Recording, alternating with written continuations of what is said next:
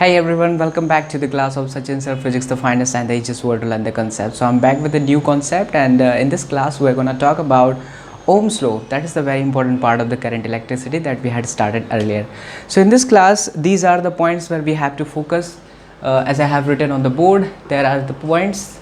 Number one, we will talk about Ohm's law. Then we will discuss about resistance, resistivity and conductivity.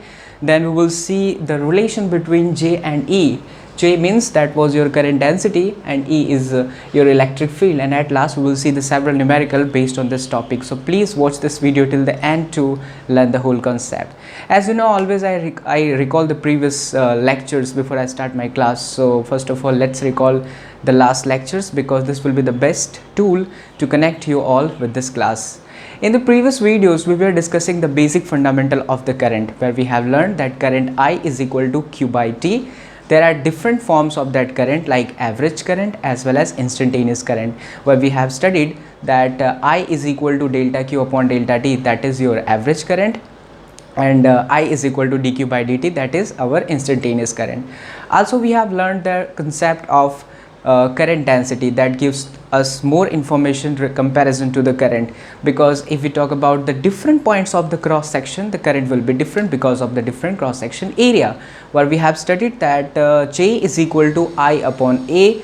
That was our current density. That was not a scalar quantity, but that was a vector quantity, and at last we've derived the formula that I is equal to integration J dot A. So any one of you want to learn the concept of that current density as well as the basic fundamental of the current, just go to the YouTube search box, just write current density by Sachin Sir, easily you will be able to get that video. So let's start this class without wasting our time. So our main topic is Ohm's law. A very famous German scientist, Ohms, after performing so many experiments based on this V as well as I, V is your potential difference and I is the current, he showed that the relation between V and I is directly proportional to each other. For example, if I give two different batteries to all of you, अगर मैं आपको दो अलग अलग batteries की value दे देता हूँ, जैसे कि मैंने आपको सबसे पहले एक बैटरी दी है जिसकी वैल्यू है 1000 वोल्टेज। देखिए जर्मन साइंटिस्ट जो ओम साहब थे, उन्होंने किस तरह से एक्सपेरिमेंट करने के बाद, ऐसे तो बहुत सारे एक्सपेरिमेंट परफॉर्म किए हैं उन्होंने, बट हम लोग बेसिक पे चलते हैं। अगर मैंने आपको एक 1000 वोल्टेज दिया और एक 12 वोल्टेज की बैटरी दी, तो कौन से वोल्टेज को आप टच करना पसंद करोगे? Would you like to touch 1000 voltage और would you like to touch 12 voltage? Which battery will give you more झटका, मोर शॉक्ड? 100% 1000 वोल्टेज की जो बैटरी है वो हमें ज़्यादा शॉक देगा, झिला देगा हमारी पूरी बॉडी को, बट जो ये 12 वोल्टेज की बैटरी है इससे हमें इतना ज़्यादा शॉक नहीं मिलने वाला। इसी तरह से अगर मैं 12 वोल्टेज से और भी डाउन चले जाऊँ तो कोई फ़र्क नहीं पड़ने वाला, करंट की वैल्यू बहुत ही, करंट नहीं, अभी यहाँ पे आप झटका समझिए, वो जो झटका आप महसूस करने वाले होते हैं, experience of shock will be very very less. If your battery voltage is less then the झटका will be less, and if your battery is very powerful, the more voltage, the more झटका you will experience. Here the झटका means current. यहाँ पे ये जो 1000 voltage की battery है इससे करंट बहुत ज़्यादा मिलेगा, लेकिन ये जो 12 वोल्टेज की बैटरी है इससे हमें करंट भी बहुत ही लेस मिलता है। यही रीज़न है कि अगर आप बहुत ही ज़्यादा हैवी लाइट को ग्लो करना चाहते हो, then you need a more supply of voltage. Alright, and in case we have to glow a very little bit LED, बहुत ही छोटे से LED को अगर हमें ग्लो करना है, then we need a little bit battery voltage. हमारे cellphone की ही बैटरी ले लीजिए, 12 वोल्टेज अराउंड, वो 3 मिली वोल्टेज की ऐसी बैटरी होती है, बहुत ही स्मॉल कैटेगरी की होती है। टॉर्च के अंदर बहुत ही स्मॉल होता है, कैमरे के अंदर बहुत ही स्मॉल होता है, बट ये जो घर के अंदर का सप्लाई है डिफरेंट है, वहाँ का वोल्टेज भी क्या है, डिफरेंट है। सो एक्सपेरिमेंट के थ्रू वर्ल्ड के सामने जॉर्ज साइमन ओम ने इस बात को रखा कि पोटेंशियल डिफरेंस करंट के डायरेक्टली प्रोपोर्शनल में होता है। डोंट गो फॉर द रट्टाफिकेशन, फिजिक्स को रट्टा के साथ कभी भी स्टडी नहीं करनी है। Feel the physics bye clearing the concept of it, you will fall in love. जैसा कि मैं पहले से कह रहा हूँ कि आप फिजिक्स के साथ प्यार में आ जाओगे, प्यार करने लगोगे अगर आप इसके कॉन्सेप्ट को क्लियर करके स्टडी करते हो। तो रट्टाफिकेशन पे नहीं जाना है, मैं आपको बेसिक बता रहा हूँ, पहले आप उस बेसिक को माइंड में स्टोर कर लो, 100% आपको आपका डेफिनेशन भी प्रिपेयर हो जाएगा, जैसा कि मैंने बोर्ड पे लिखा है, बट मैं वहाँ पे देख भी नहीं रहा। क्या मैं कह रहा हूँ, potential difference that means voltage between any 2 point of the conductor, conductor के किसी भी 2 पॉइंट के बीच का जो पोटेंशियल डिफरेंस है that is directly proportional to the current. Directly proportional to the current means what? If I say x proportional to y, what it means? इसका मतलब है कि भाई अगर हम x को इंक्रीज करते हैं तो हमारा y भी इंक्रीज हो जाता है. If it decreases the x तो y भी क्या होगा? डिक्रीज होगा. वैसे ही हम कह रहे हैं कि potential difference between any 2 point is directly proportional to current. It means के if you increases the battery voltage current will increase, and if we decreases the battery voltage the current will be decrease. Alright, हमारे battery के voltage को बढ़ाने के साथ झटका बढ़ेगा, current बढ़ेगा. बैटरी के वोल्टेज को लेस करने के साथ ही डियर स्टूडेंट करंट की वैल्यू भी लेस हो जाती है, और उससे जो हमें एक्सपीरियंस होगा, जो शॉकिंग वाला एक्सपीरियंस है वो भी बहुत ही लेस होगा. Okay, let's see the proper definition of it. Here you can see this is a normal conductor where there are so many electrons consist in it. One point is A, another point is B. These are the electron flows, and we know that electron always flows towards the plus terminal of the battery, and the conventional current direction is always in the opposite direction. Last video को अगर आप अच्छे से observe करोगे तो मैंने example दे करके explain किया ही था कि क्यों ऐसा होता है कि इलेक्ट्रॉन के अपोजिट डायरेक्शन में करंट चलता है. ठीक है. Okay, so this is the direction of current and these are the opposite direction of electron. And if we talk about the 2 points A and B, so the potential difference between A and B.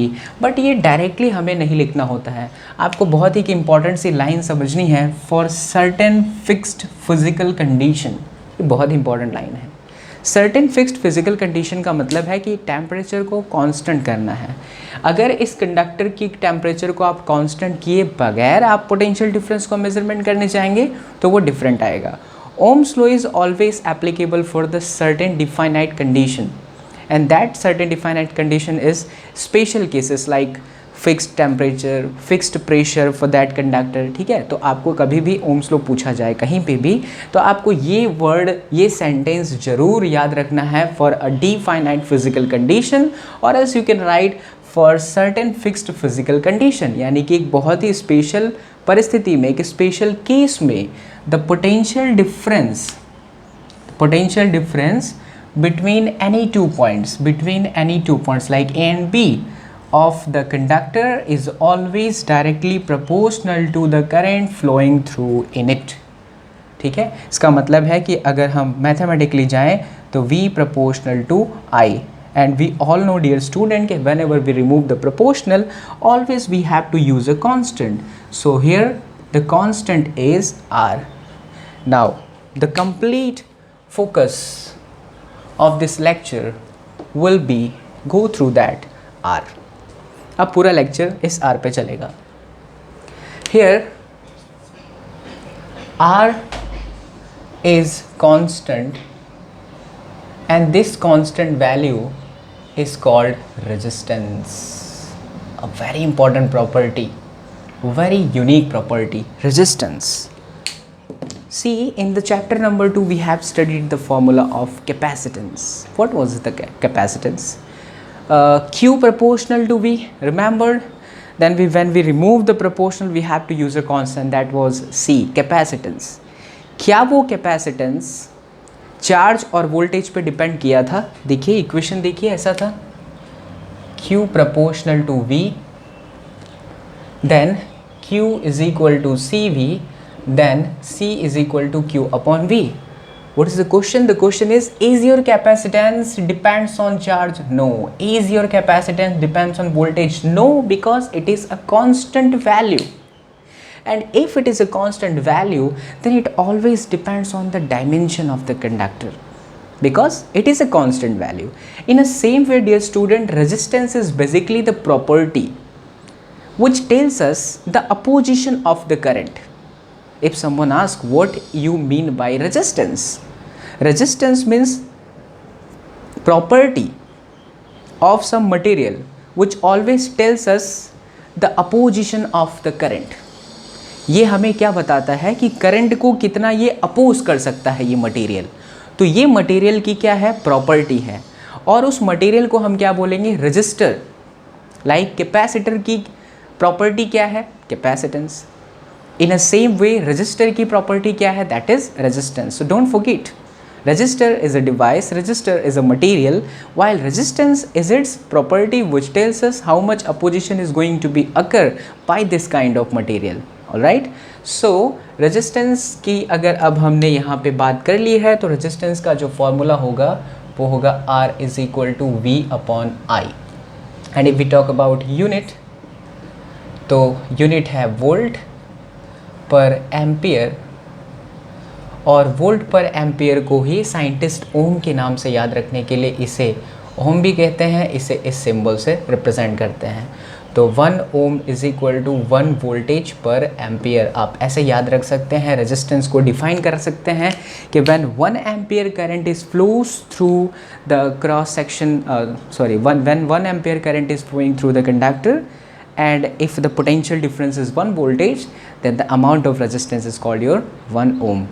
किसी भी conductor से अगर 1 ampere की current चल रही है और potential difference 1 voltage का है, तो जो मटेरियल आप यूज़ कर रहे हैं, जो कंडक्टर आप यूज़ कर रहे हैं, उस कंडक्टर का रेजिस्टेंस 1 ओम का होगा। अंडरस्टूड? ठीक है, तो ये हो गया हमारे लिए resistance R is equal to V upon I। जैसा कि मैंने पहले भी कहा, capacitance is never depends on charge, never depends on voltage. In a same way resistance never depends on voltage as well as never depends on current, but it always depends on different factors. We will see the kind of different factors where this resistance depends, but first of all take a screenshot, then we will move towards the next session, that is your resistivity, conductivity, as well as we will focus on the point resistance. अच्छा, एक और point रह गया, अगर हम graph बनाने की कोशिश करते हैं, देखिए ये ग्राफ, यहाँ पे करंट और यहाँ पे वोल्टेज, तो प्रैक्टिकल बहुत बार आप परफॉर्म करेंगे ही लैब में, 12th के अंदर ये फर्स्ट प्रैक्टिकल ही है। तो वोल्टेज को इंक्रीज़ किया, पहले 10 वोल्टेज तो देखा, करंट भी 10 था, फिर उसके बाद इसको 15 किया तो ये भी 15 हो गया, इसको 20 किया तो ये भी 20 हो गया। तो हर बार हम क्या देख रहे हैं कि 10/10, ये V है, ये I है, then 15/15 and 20/20. Every time we are observing that our resistance is 1 ohm. So the graph is like this, straight line. But again I repeat my sentence, Ohm's law is applicable only for the fixed condition. क्योंकि अगर आप fixed condition नहीं देंगे तो ये graph change हो जाएगी, और जब ये ग्राफ चेंज होता है तो ये कंडीशन कुछ इस तरह की हो जाती है, ये ऐसे चला जाता है, यहाँ पे I, यहाँ पे वोल्टेज, कभी कभी ये ग्राफ ऐसे भी चला जाता है। तो ये जो ग्राफ चल रहा है, जो वहाँ पे मैंने सेकेंड और थर्ड ग्राफ ड्रॉ किया है, बहुत ही फिजिक्स का एक इम्पॉर्टेंट चैप्टर है, that is semiconductor, which is in the second part of the physics and already uploaded, already explained in this channel. पूरा उसका सीरीज़ पड़ा हुआ है। जब आप सेकंड पार्ट में जाएंगे तो सेमीकंडक्टर बाय सचिन सर की पूरी प्लेलिस्ट अवेलेबल है, उस प्लेलिस्ट के अंदर सीरीज़ बाय 1 by 1 सीक्वेंस में सारे वीडियोस अवेलेबल हैं। तो आपको जब ज़रूरत पड़ेगा तो वहाँ पे भी हम चलेंगे। खैर, take a screenshot, then we will discuss on the next point, that is resistivity as well as conductivity.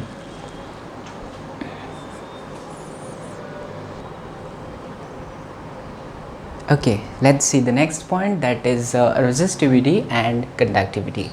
अभी थोड़ी देर पहले हम लोगों ने डिस्कस किया resistance V is equal to IR and R is equal to V upon I, but that R never depends on voltage and it never depends on current. So the question is कि depend किस पे करता है? अगर फॉर्मूले में V और I आ रहा है फिर भी ये उस पर डिपेंड नहीं करता, तो डिपेंड किस पे करता है? एक्चुअल में ये मटेरियल के डायमेंशंस पे डिपेंड करता है। जैसे कैपेसिटेंस था, डायमेंशन पे डिपेंड किया, वैसे ही ये भी डायमेंशन पे डिपेंड करता है। प्रैक्टिकली ये पता लगाया गया, प्रैक्टिकली ये पता चला कि जैसे यहाँ पे हम एक कंडीशन रख रहे हैं, आप देखिए, इसको समझने की कोशिश करते हैं। इन दोनों वायर में, दोनों कंडक्टर में आपको क्या डिफरेंस दिखाई दे रहा है? जब आप इसकी बात करते हैं तो आपको दिखाई दे रहा है कि इसका लेंथ बहुत बड़ा है। बहुत बड़ा मतलब बड़ा है, इतना भी बड़ा नहीं है। और आप इसकी बात करते हैं तो इसका लेंथ कम है, लेकिन ये साइड का भाग जो देख रहे हैं वो थोड़ा सा थिक है ना, वहाँ पे थिन है। फर्स्ट केस में लेंथ ज़्यादा है, सेकंड केस में एरिया ज़्यादा है, ये पार्ट एरिया ज़्यादा हो गया। थर्ड केस एक और ले लेता हूँ मैं, थर्ड केस में एरिया और भी ज़्यादा हो गई। प्रैक्टिकली पता लगा कि इसकी जो वैल्यू है और इसकी जो वैल्यू है, जहाँ पे लेंथ बड़ा है, इसका रेजिस्टेंस लेंथ के साथ इंक्रीज़ हो गया। अगर आपके पास एक इंस्ट्रूमेंट है जो रेजिस्टेंस मेज़र कर सकता है तो आप पता लगा सकते हैं कि ये वाले भाग का जो फर्स्ट केस है उस पर लेंथ ज़्यादा है, उसका रेजिस्टेंस ज़्यादा है, और इसका जब चेक किया गया तो इसका जो रेजिस्टेंस है वो बहुत ही लेस मिला। बहुत ही लेस मतलब लेस आया। इसका मतलब है कि इसका एरिया बड़ा है, एरिया ज़्यादा है, रेजिस्टेंस लेस हो गया।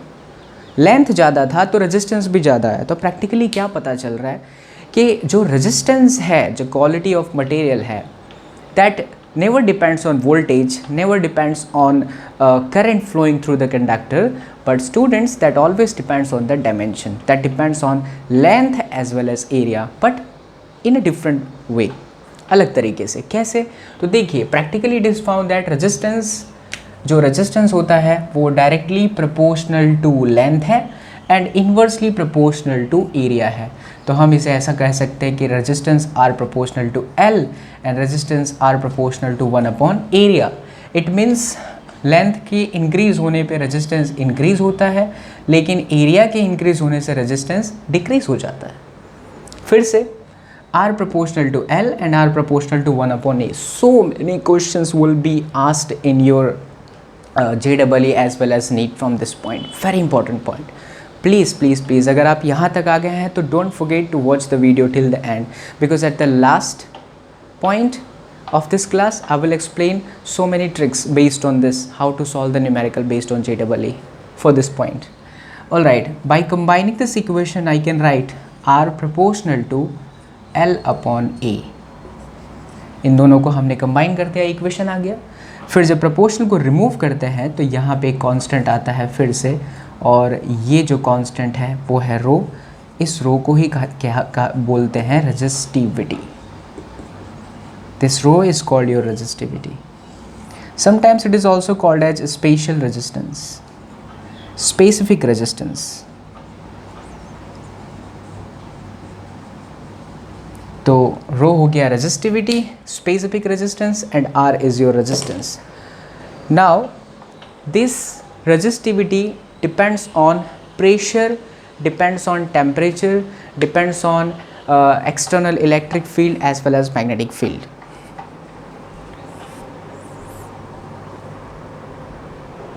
Alright, so what I was saying कि ये जो resistivity है वो किस पे डिपेंड करता है? तो resistivity external factor पे डिपेंड करती है, depends on external factor. Rho depends on external factor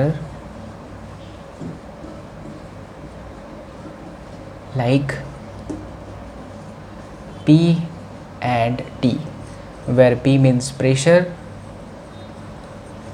and T means temperature. But it never depends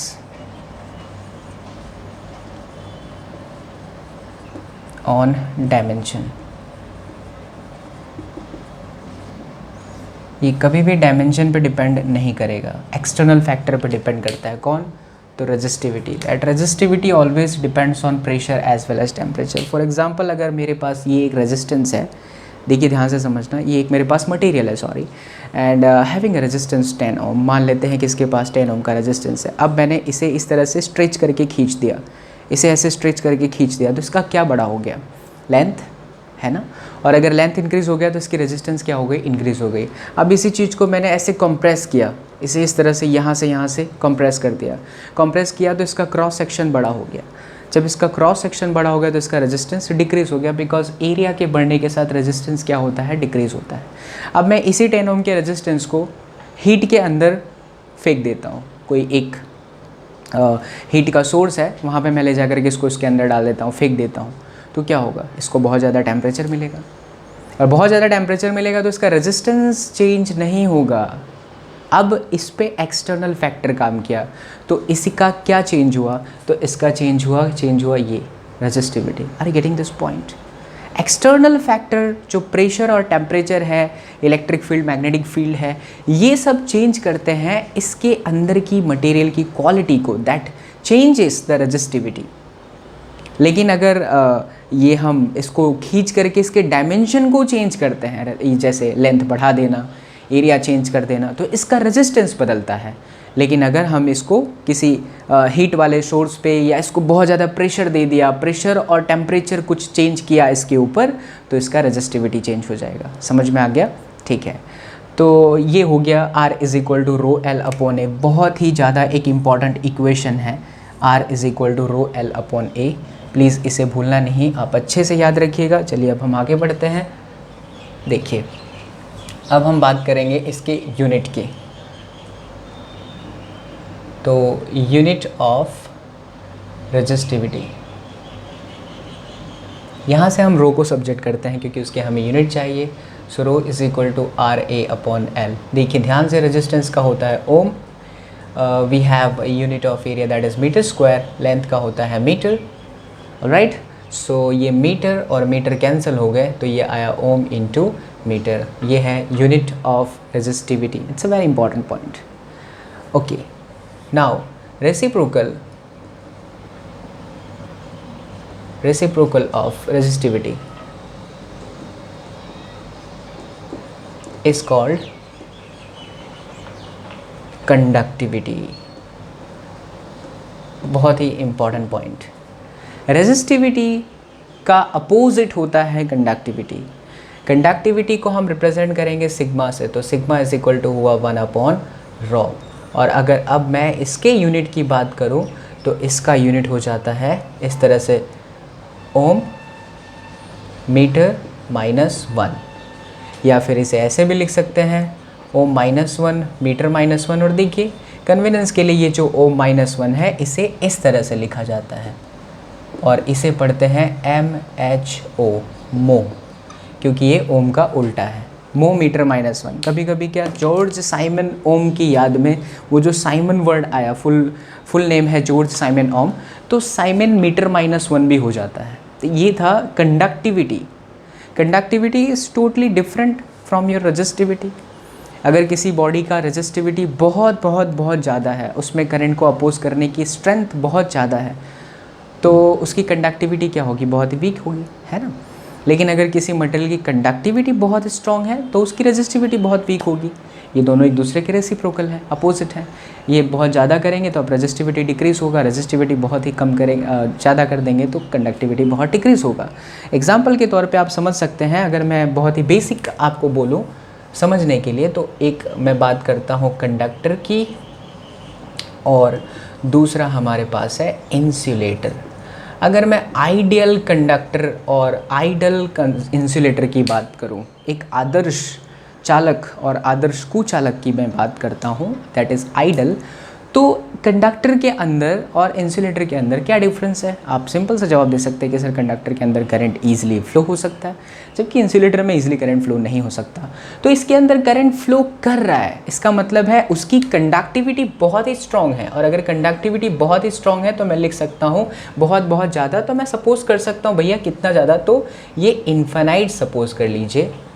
और अगर सिग्मा इनफाइनाइट है डियर स्टूडेंट्स, तो इसकी रेजिस्टिविटी बहुत ही कम है, और इसकी रेजिस्टिविटी बहुत ही कम है, तो इसका आंसर 0। आइडियल कंडक्टर, ऐसा कभी भी पॉसिबल नहीं है, ये तो सुपर कंडक्टर की मैं बात कर ले रहा हूँ, बट एग्जाम्पल के तौर पे समझने के लिए। Eight the same point, eight the same time insulator की मैं बात करूँ, आइडियल इंसुलेटर, तो इसका जो सिग्मा होता है, इंसुलेटर वो है जिसमें करंट फ्लो नहीं होता, तो सिग्मा बहुत ही कम है, 0। तो इसका जो रो है बहुत ही ज़्यादा है, बहुत ही स्ट्रॉन्ग है, करंट को बहुत ही ज़्यादा अपोज कर रहा है, बहुत ही ज़्यादा मतलब हो गया इनफाइनाइट। तो आपको इस तरह से इसे याद रख लेना चाहिए कि सिग्मा कहाँ पे इनफाइनाइट होता है, कहाँ पे 0 होता है। Take a screenshot, then we will derive the formula relation between J as well as E।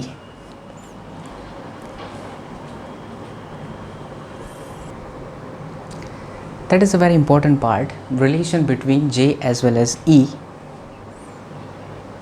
Okay, so let's see the relation between J as well as E, where J is what? That is current density, and E is our electric field. To get a relation between J and E, we will start our derivation with this Ohm's law, and we all know V is equal to IR। ठीक है, basic है, V is equal to IR। In the second chapter of during the point of capacitor, the relation between VE as well as D was V is equal to ED, electric field as well as distance, then I, and we know that R is equal to what? Just derived, R is equal to rho L upon A. यहाँ पे ये जो distance है और ये जो length है ये कैंसल आउट होंगे, so E is equal to I rho upon A. अगर अपने बहुत ध्यान से ऑब्जर्व करें इस इक्वेशन को तो हमें पता चलता है कि जो करंट डेंसिटी होती है J, वो J इज इक्वल टू होती है I upon A। So if you take J is equal to I upon A over here, then I will get E is equal to J into rho, and we also know that rho is equal to 1 upon sigma, and hence E is equal to J and then rho, that is sigma, thus J is equal to sigma into E। बहुत ही important equation, बहुत बार पूछा जा चुका है। The relation between current density, conductivity as well as electric field, where this J as well as E both are the vector quantity, that's why J is equal to sigma into E। Okay तो ये था हमारे लिए relation between J and E। अब थोड़ा सा हम लोग JEE का पोर्शन सीखते हैं।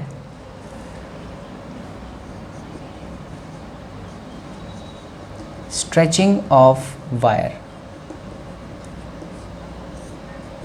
देखिए जब किसी तार को खींचा जाए, तार को अगर खींचते हैं तो रेजिस्टेंस का जो formula R is equal to rho L upon A है वो नहीं यूज़ होता है। बहुत ही इंपॉर्टेंट पॉइंट अभी मैं डिस्कस करूँगा आपके साथ JEE नीट पॉइंट के लिए। वायर को कभी भी स्ट्रेच करेंगे तो जो फार्मूला अभी आप यहाँ सीखोगे वो यूज़ करना है। R is equal to rho L upon A नहीं, R is equal to rho L upon A normal wire के लिए, बट अगर आप वायर को स्ट्रेच कर रहे हो, खींच रहे हो, उसका लेंथ बदल रहा है, एरिया बदल रहा है, तो वहाँ पे फॉर्मूला भी चेंज हो जाता है। चलिए समझते हैं कि फॉर्मूला कैसे चेंज होता है। फर्स्ट केस में आप देखिए यहाँ पे ये इसकी क्रॉस सेक्शन एरिया को मैं A1 सपोज कर लेता हूँ और इसका लेंथ है L1, ठीक है। अब मैंने इसे स्ट्रेच किया, स्ट्रेच करते ही इसका जो लेंथ है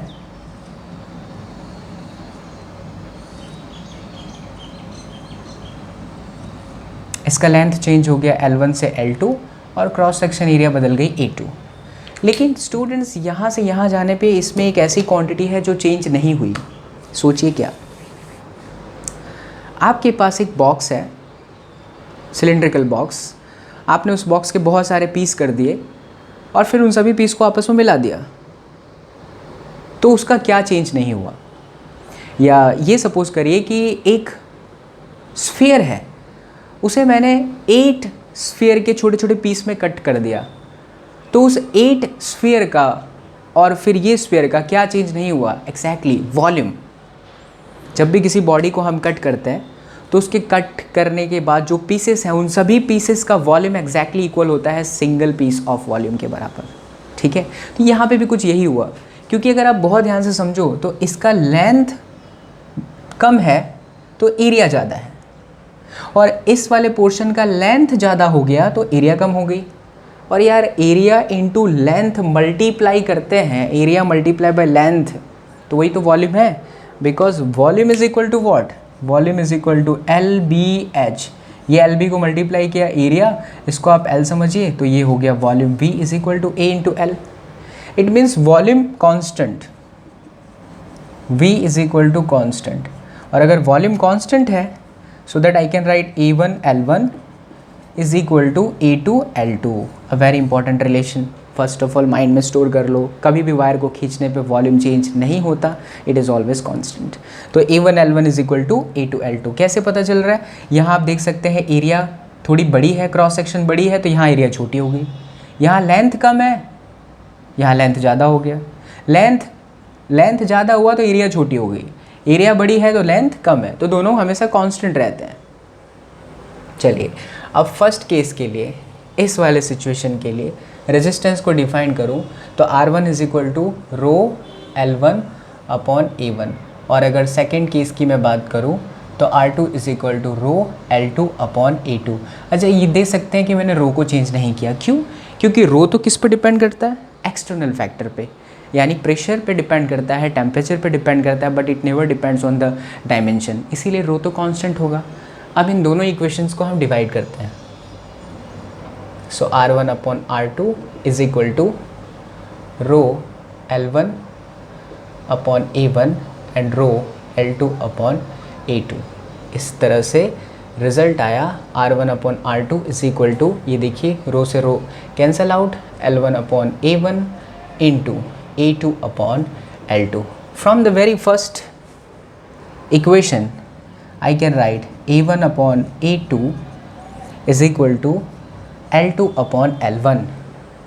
तो अगर मैं इस A2 upon A1 की मैं बात करूँ, A2 upon A1, तो आंसर आएगा L1 upon L2।